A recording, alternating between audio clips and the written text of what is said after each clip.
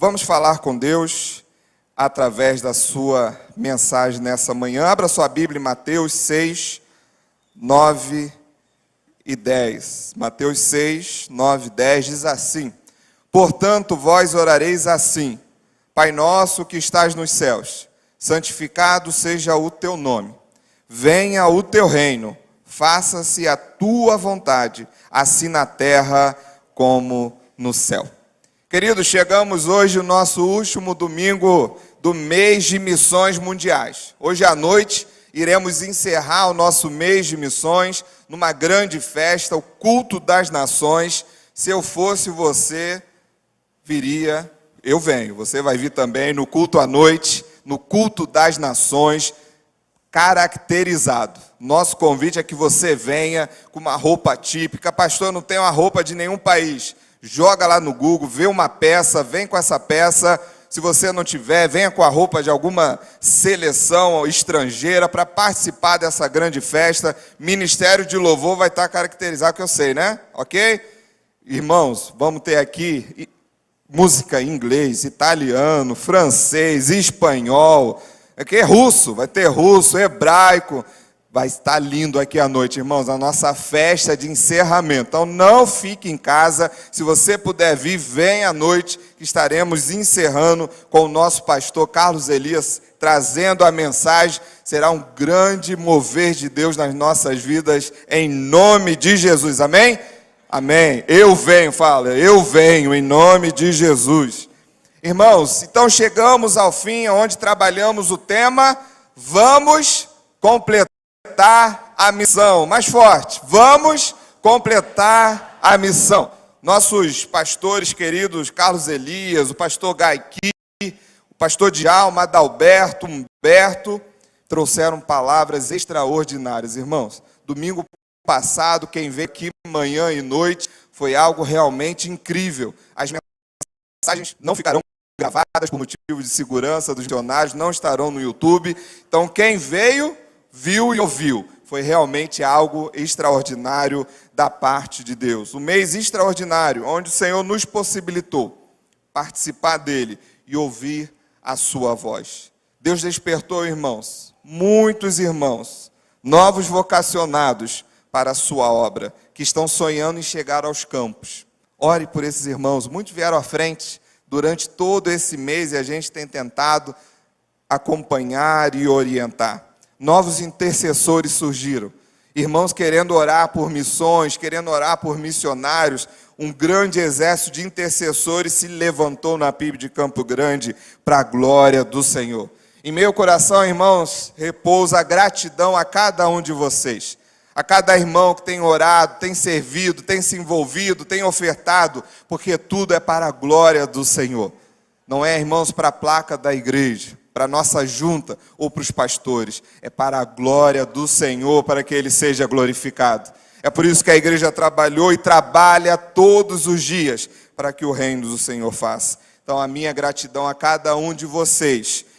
E estou alegre do que Deus está fazendo na PIB de Campo Grande. E fazer parte disso é um privilégio para nós. Aprendemos, irmãos, que a tarefa será cumprida, pois foi o próprio Jesus Cristo que nos falou. E este evangelho do reino será pregado em todas as nações. Entendemos que no final dos tempos, toda língua confessará que Jesus Cristo é o Rei, e que uma multidão diante do Senhor irá falar: Santo, Santo, Santo é o Senhor. Eu espero estar lá, você também?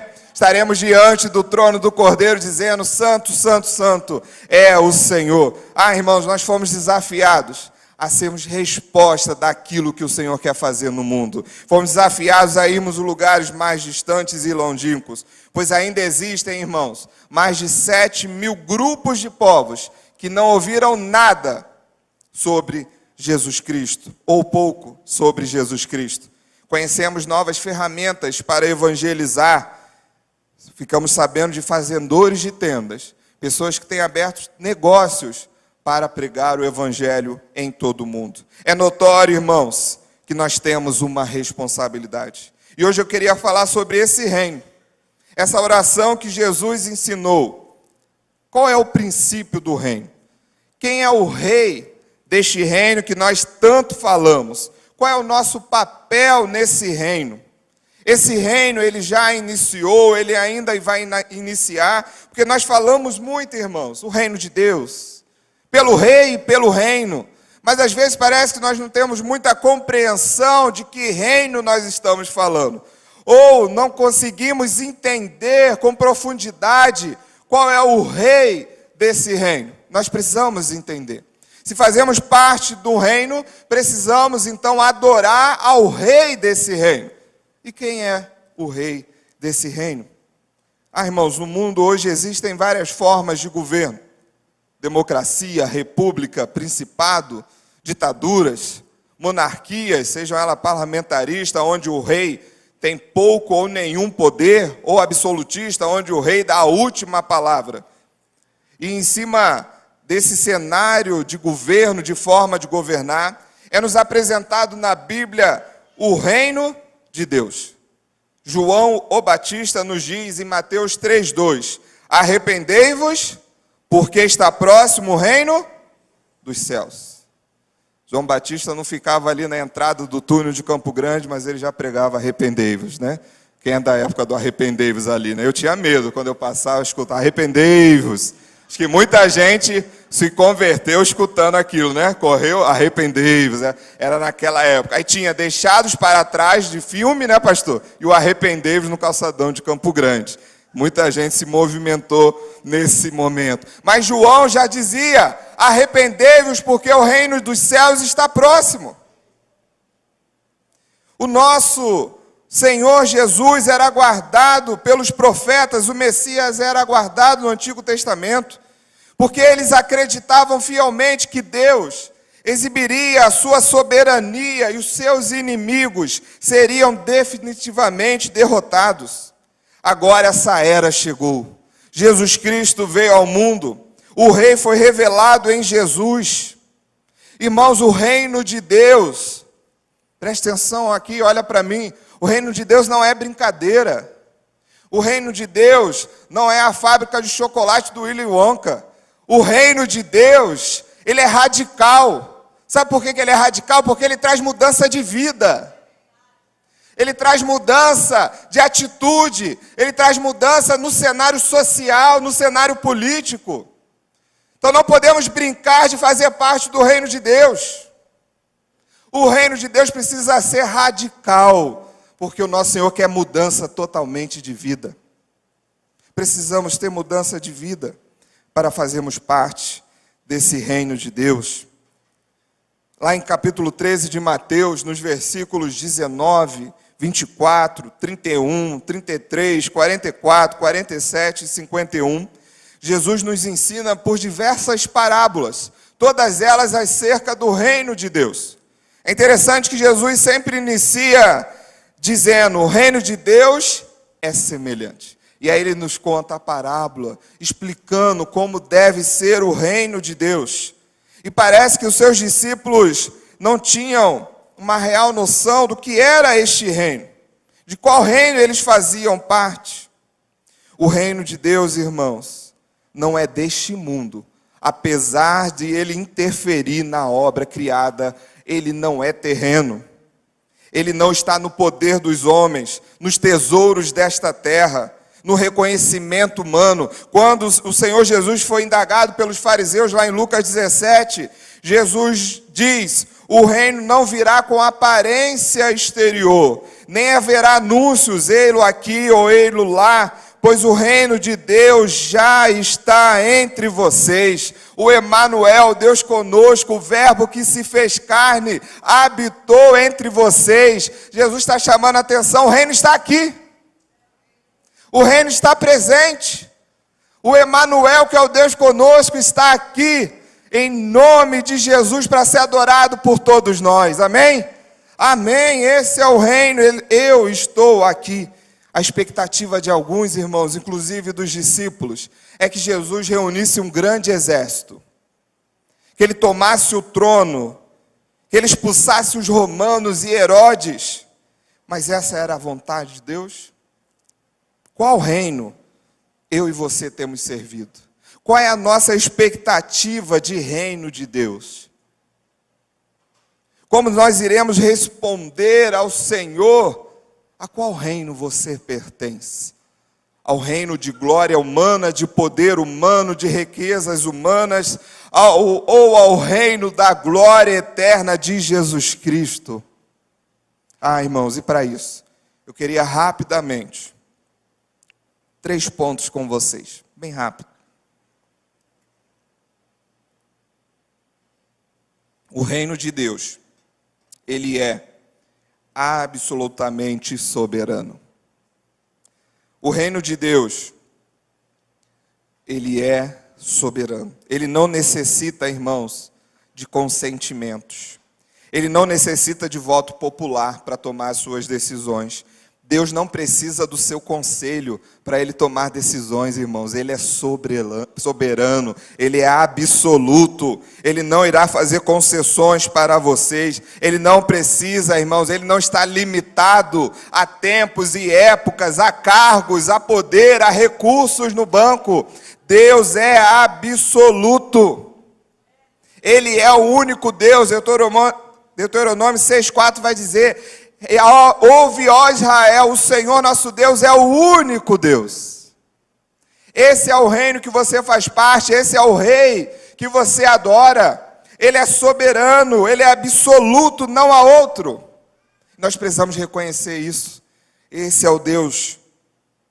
Irmãos, nós precisamos fazer a vontade de Deus. Quando eu olho para Gênesis capítulo 1, nós vemos um Deus que é criador, que pelo poder da palavra, tudo é criado. Ele diz: haja luz e houve luz. Ele cria todas as coisas, ele forma todas as coisas. Esse é o rei do reino. Deus, ele é soberano. Ele confunde, irmãos, as línguas lá na Torre de Babel, para que o homem o obedeça e se espalhe. Como alguns domingos nosso pastor pregou aqui muito bem, para que o nome dele, para que a sua vontade fosse feita e exercida pelos homens. Irmãos, o Senhor é o nosso Deus, tudo está no seu controle. Jeremias 14, 22 diz: porventura, existe entre os deuses falsos das nações algum que faça chover? Ou podem os céus por si só produzir chuvas copiosas? Não. Somente tu podes, Yahvé, nosso Deus. Portanto, depositamos toda a nossa esperança em ti, pois tens todas essas virtudes. Só ele pode fazer todas essas coisas, irmãos. Em Apocalipse 4:11 diz: tu és digno, Senhor e Deus nosso, de receber a glória, a honra, o poder, porque todas as coisas tu criaste, sim, por causa da tua vontade, vieram a existir e foram criadas. Precisamos primeiramente entender, irmãos, quem é o rei deste reino. Ele não divide a glória dele com ninguém. Deus não é um figurante na história. Ele é o Senhor da história.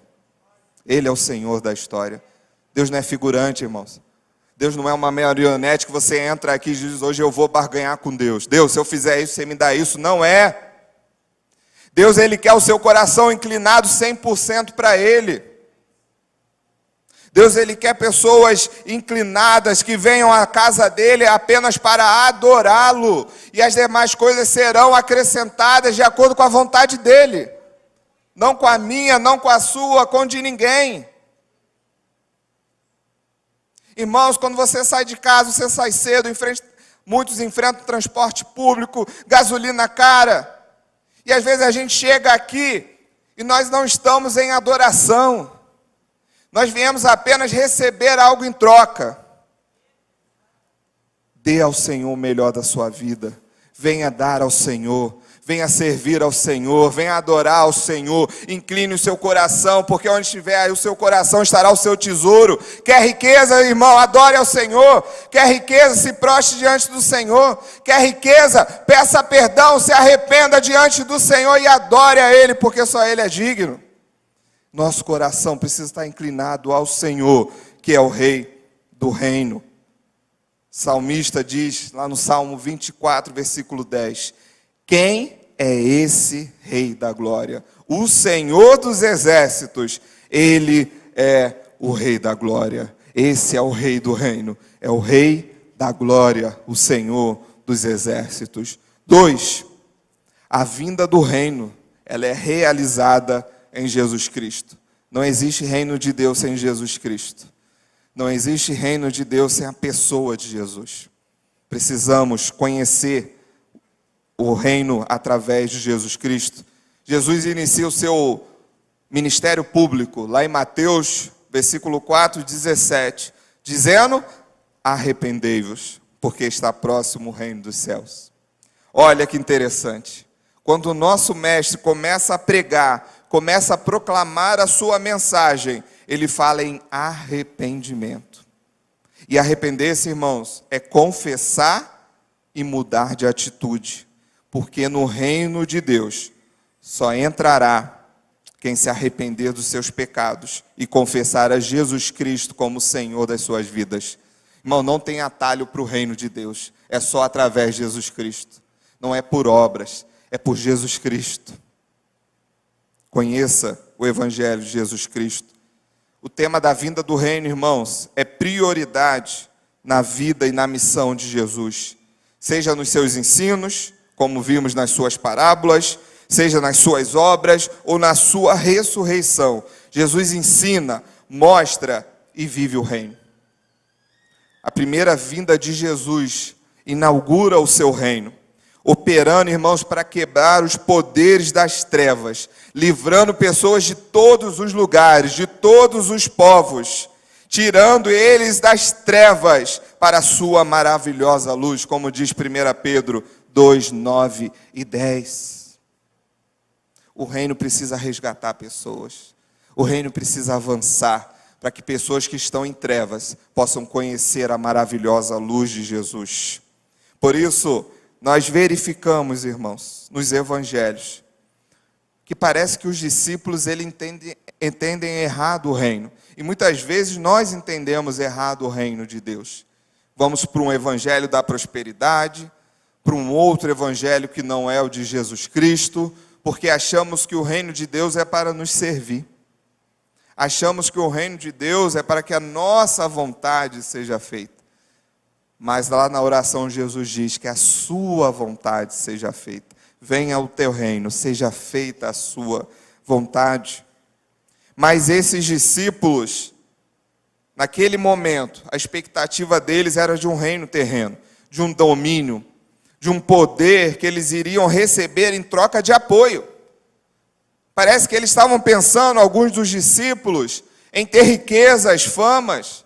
Se nós lermos Mateus, anota aí, depois você lê Mateus 20, do 17 ao 28, nós vamos ver ali uma cena, né, da mãe de 2 discípulos pedindo: Senhor, que os meus filhos, um sente à direita e outro à esquerda.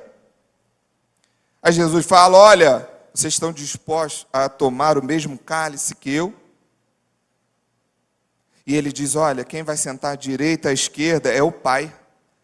Não são vocês que vão decidir. Não são o que vocês estão fazendo. É o próprio Pai. E interessante, quando o texto continua, diz que os outros ficaram chateados com essa audácia deles. Mas talvez porque eles também queriam ter um lugar de honra do lado de Jesus. Irmãos, no reino de Deus, não precisamos de lugar de honra. Precisamos honrar a Deus, que é o único digno de receber louvor e adoração. Deus quer servos humildes no reino dele. Deus quer usar você com o que você tem, da forma que Ele quer trabalhar na sua vida, com mudança de vida, mudança de atitude, com arrependimento. E Ele usará você e você vai dizer assim: ó, mas como que eu estou fazendo isso? Porque o Senhor mesmo está te direcionando, te capacitando para isso, irmãos. O reino de Deus não é comida, não é bebida. É a manifestação do poder de Deus através de Jesus Cristo. O reino de Jesus Cristo não é material ou de fama e poder, mas é negar-se a si mesmo todos os dias e tomar a cruz. Tomar a cruz, irmãos, é renunciar toda a sua forma de vida e passar a ser conduzido por Jesus Cristo. Se você estiver disposto a ser conduzido por Jesus Cristo, você vai tomar a sua cruz todos os dias, porque você precisa viver pelo reino e pelo Rei. Em último lugar, O domínio do reino dos céus será pleno na volta de Jesus Cristo. Jesus, na oração do Pai Nosso, que nós lemos no início, ele nos instrui a orar. E o que chama a atenção é que não precisamos usar essa oração como uma vã repetição. Muitas pessoas conhecem um Pai Nosso. Aonde você vai, que tem várias religiões, geralmente alguém puxa, Pai Nosso que está nos céus. Mas Jesus não está falando isso para que a gente sempre repita e repita, mas para que a gente aprenda, para que a gente viva, para que a gente entenda. E ele chama a atenção: ore assim, venha o teu reino. Mas como assim, se o reino já estava presente com Jesus Cristo? Irmãos, a missão de Jesus foi cumprida, mas há uma tarefa inacabada que está diretamente ligada a nós, a igreja de Jesus Cristo. E através da sua igreja, pelo poder do Espírito, lá em Atos 1:8, vocês vão ser testemunhas minhas, através do poder do Espírito Santo. Então a igreja, Deus quer usar a sua igreja agora, irmãos, para que o reino avance, para que testemunhas, eu e você, possamos falar quem é esse rei, qual é esse reino, porque Jesus fez uma promessa de que ele irá voltar. Aí sim, o reino estará plenamente estabelecido. Mas enquanto ele não vem, a igreja que é cheia do Espírito Santo, e essa igreja é a PIB de Campo Grande também, a igreja local em Campo Grande, PIB de Campo Grande, cheia do Espírito Santo, ela tem uma tarefa, um mandato de Deus, deixado por Deus em Mateus 24:14, e este evangelho do reino será pregado em todos os grupos de povos, também podemos traduzir assim, então virá o fim.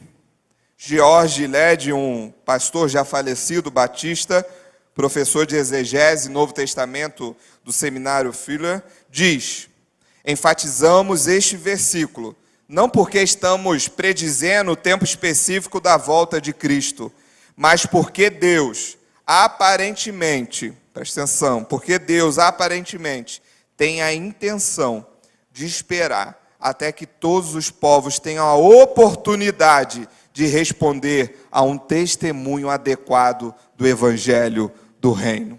Irmãos, eu não sei quando Jesus vai voltar, e nem estamos aqui para dar data. Todo mundo que fez isso errou e errou feio.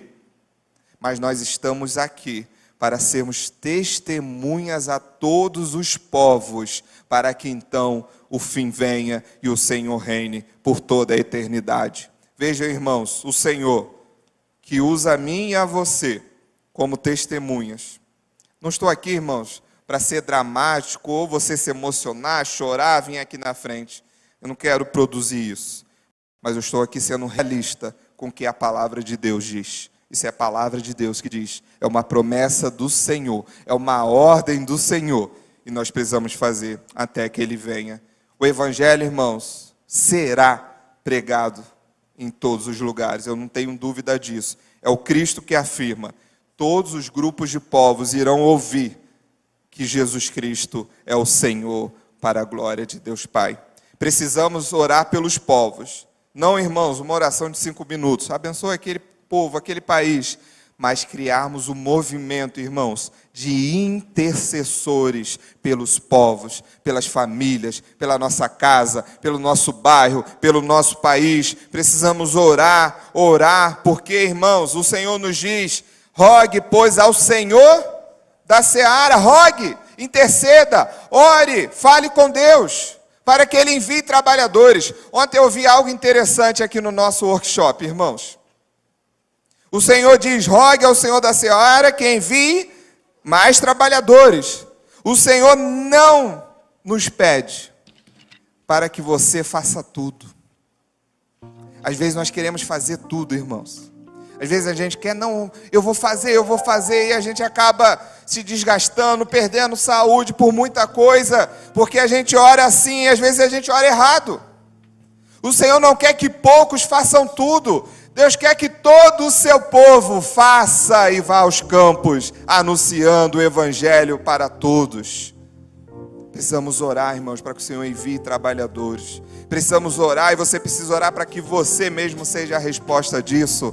O Senhor quer nos chamar, o Senhor quer nos enviar. Quando eu digo, irmãos, enviar, e às vezes a gente confunde, né? Pastor de missões, pregando de envio, acha que a gente está mandando você pegar o avião e ir para o outro lado. Não. Ser enviado por Deus é pregar dentro da sua casa, na sua família, né, Rodrigo? Dentro da sua casa. Ser enviado por Senhor é você ser testemunha com o poder do Espírito Santo no seu trabalho. Ser enviado por Deus é você ser testemunha ali na rodoviária, no calçadão de Campo Grande. Ser testemunha do Senhor em frente à igreja. Ser testemunha do Senhor é onde você estiver. E aí o Senhor irá te direcionar. E pode ser que você chegue em outro povo, que o Senhor te chame e fale: Felipe, eu estou te chamando para aqui. Ele irá te direcionar para isso. Mas o Senhor chama trabalhadores. Não envie para longe quem não é bênção perto. O Senhor, irmãos, vai te enviar quando você for bênção perto, bênção na sua igreja. Se você não está sendo bênção na sua igreja, irmãos, ore ao Senhor, se arrependa e se coloque à disposição do Senhor, para que Ele seja glorificado através da sua vida. Que eu e você possamos compreender quem é o rei deste reino. O rei deste reino não é você. Jesus Cristo veio para inaugurar o reino como aquele que tem uma missão, e ela foi cumprida. Ele venceu a morte, ressuscitou, e Ele voltará para buscar a sua igreja. Que possamos ser canal do Senhor para que outros também se acheguem a Ele.